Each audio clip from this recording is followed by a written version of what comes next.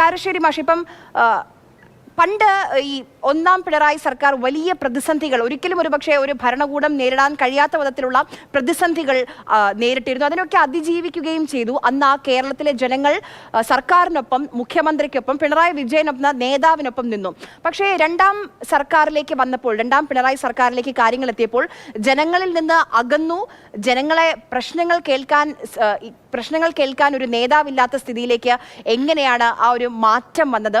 ഇപ്പോൾ ഈ തോൽവിക്ക് പിന്നാലെ ഉയരുന്ന ഈ വിമർശനങ്ങൾ, അതിൽ നിന്ന് പാഠം ഉൾക്കൊണ്ട് തിരുത്തും ഈ ശൈലിയിൽ ഒരു മാറ്റം വരുമെന്ന് താങ്കൾ പ്രതീക്ഷിക്കുന്നുണ്ടോ? ഭരണവിരുദ്ധ വികാരം ഉണ്ടായി എന്ന് പാർട്ടി തിരിച്ചറിയുന്നത് ഒരു നല്ല ലക്ഷണമാണ്. കാരണം പിണറായി വിജയൻ അല്ല ഗവൺമെന്റ്, പിണറായി വിജയൻ അല്ല പാർട്ടി എന്നുള്ള ഒരു തിരിച്ചറിവിലേക്ക് വരികയാണ്. ഒന്നാം പിണറായി ഗവൺമെന്റിനെ പറ്റി വളരെയധികം നല്ല കാര്യങ്ങൾ പറഞ്ഞ ഒരാളാണ് ഞാൻ. കാരണം അന്ന് പല ഘട്ടത്തിലും അത് വളരെ ഭേദമായിരുന്നു. ഒരു ഉദാഹരണം പറഞ്ഞാൽ, ഇപ്പൊ നിപ വന്നപ്പോഴും കോവിഡ് വന്നപ്പോഴൊക്കെ അന്ന് മന്ത്രിയായിരുന്ന ശൈല ടീച്ചർ പെരുമാറിയ കാര്യം നമുക്കറിയാം. ഒരു ഉദാഹരണം പറയണം. ഇതുപോലെ പലതും, വെള്ളപ്പൊക്കത്തിന്റെ കാര്യമാണെങ്കിലും ഒക്കെ രണ്ടാം പിണറായി സർക്കാർ അങ്ങനെ ആയിരുന്നില്ല. ഒന്നാമത് പറ്റിയത് മിടുക്കന്മാരായ മന്ത്രിമാര്, ഭരണപരിചയമുള്ള ആളുകൾ, അവരെയൊക്കെ മാറ്റി നിർത്തി.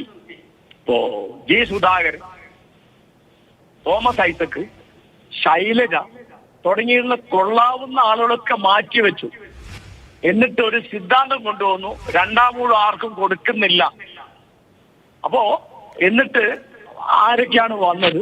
ഇപ്പോ ആരോഗ്യ മേഖല എത്ര ദുർബലമാണെന്ന് ആലോചിച്ച് നോക്കും. എത്ര ദുർബലമാണെന്ന്.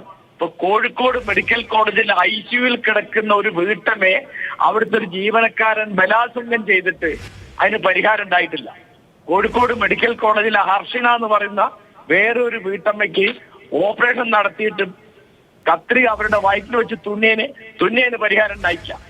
എത്ര ചെറിയ കാര്യങ്ങൾ അതൊക്കെ ഒന്ന് ആലോചിച്ച് നോക്കൂ. അപ്പൊ ഈ അളവിൽ ജനങ്ങളിൽ നിന്ന് അകന്നുപോയി. പിന്നെ ഏറ്റവും വലിയൊരു സംഗതി ഇപ്പൊ ആള് മറന്നോന്ന് എനിക്കറിയില്ല, റെയിൽവേ എന്ന് പറയുന്നത് കേന്ദ്ര ഗവൺമെന്റിന്റെ വകുപ്പാണ്. കേന്ദ്ര ഗവൺമെന്റിന്റെ അറിവോ അനുവാദമോ ഇല്ലാതെ റെയിൽവേയിൽ ഒരു പണി എടുക്കാൻ ഒരു സംസ്ഥാന ഗവൺമെന്റിന് സാധിക്കില്ല. എന്നിട്ട് ഇവിടെ കേരയിൽ കൊണ്ടുവരും പറഞ്ഞതിന് കുഴപ്പമില്ല, അത് ചർച്ചയും വേണമൊക്കെ. അതിന്റെ മഞ്ഞ കുറ്റി പറമ്പിലും വീട്ടിലും റോഡിലും നടാൻ വേണ്ടി 42 ലക്ഷം ഉറുപ്പ്യ ചെലവാക്കി. അതുകൊണ്ട് ജനങ്ങൾക്ക് ഒരു ഉപകാരം ഉണ്ടായില്ല, ദ്രോഹം മാത്രമേ ഉണ്ടായിട്ടുള്ളൂ. പോലീസും DYFI ഒക്കെ ജനങ്ങളെ ആക്രമിച്ചു. ജനങ്ങളെ വെറുപ്പിച്ച പ്രധാനപ്പെട്ട ഒരു കാര്യം അതാണ്. അങ്ങനെ എന്തൊക്കെ ഇപ്പോ ലോക കേരള സഭ, അതുകൊണ്ട് പ്രവാസികൾക്കോ മലയാളികൾക്കോ എന്ത് കാര്യം ഉണ്ടായത്? എത്ര കോടി രൂപ അതിന് തുലച്ചു. പിന്നെ നവകേരള സദസ്, അതിപ്പോ എല്ലാവർക്കും അറിയാം. അതായത് അത് എല്ലാ സ്ഥലത്തും അടിപിടിയായിട്ട് മാറുക ചെയ്തു. ജനങ്ങൾക്കൊരു ഉപകാരം ഉണ്ടായില്ല എന്ന് മാത്രമല്ല, ഉപദ്രവമുണ്ടായി. രാഷ്ട്രീയം എന്ന് പറയുന്നത് DYFIക്കാർ, യൂത്ത് കോൺഗ്രസ്സുകാർ തമ്മിൽ തല്ലാണ് എന്നായി. ഒരു സ്കൂളിന്റെ മതിലിന്റെ പുറത്ത് ബസ് നിർത്തിയിട്ട് അങ്ങോട്ട് ഇറങ്ങാൻ ഈ മുഖ്യമന്ത്രിക്ക് സൗകര്യമില്ല, മന്ത്രിമാർക്ക് സൗകര്യമില്ല. എന്താ? മതില് പൊളിക്കുകയാണ്. മതില് പൊളിക്കരുതെന്ന് പിന്നെ പറയുന്ന ആരാ? ഹൈക്കോടതിയാ. പൊളിച്ച മതിലൊക്കെ കെട്ടിയോ? കെട്ടൂലല്ലോ, നമ്മുടെ നാടല്ലേ.